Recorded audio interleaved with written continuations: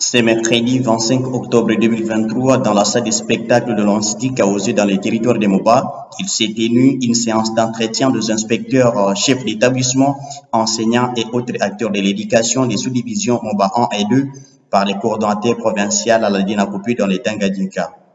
Au cours de cette séance, Jean-Jacques Pungwe Mujinga, coordonnateur de la Direction nationale des contrôles de la paix des enseignants d'Inakopi en sigle dans la province du Tanganyika, a exposé les contenus de la matière,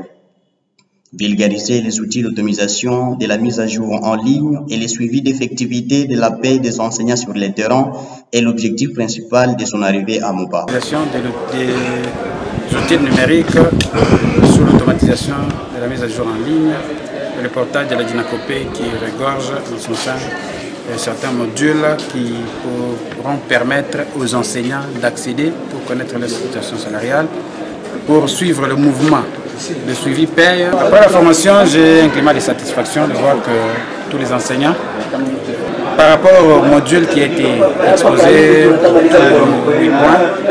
les enseignants sont capables au moins de se défendre, surtout que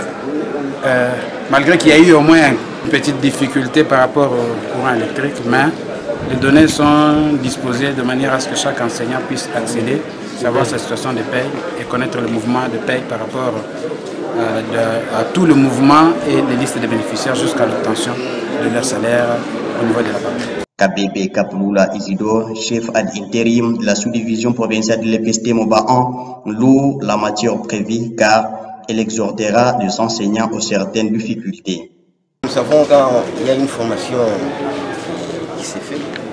c'est pour nous sortir de l'ignorance et nous sachions ce que nous devons faire. Il y a de ceux-là qui se lèvent d'un matin, ils veulent entrer en grève pour des choses qu'ils ne maîtrisent pas. Alors avec la maîtrise de ces outils, cela pourra nous aider à la longue de pouvoir bien gérer nos émotions. Pour l'administrateur des territoires, Kanfa Kyongo Victor, cette nouvelle technologie favorisera l'éducation et il n'y aura plus de grèves. Nous appelons à tout le monde de bien suivre, bien maîtriser cet outil qui est l'outil informatique, d'être à la page avec l'évolution de la technologie pour qu'il n'y ait plus de, c'est pas de spéculation, l'argent est venu, c'est la sous-division ou les SECOP, DINACOP qui ont fait ceci et cela. Si tout le monde est à la page, je crois qu'il y aura moins de spéculation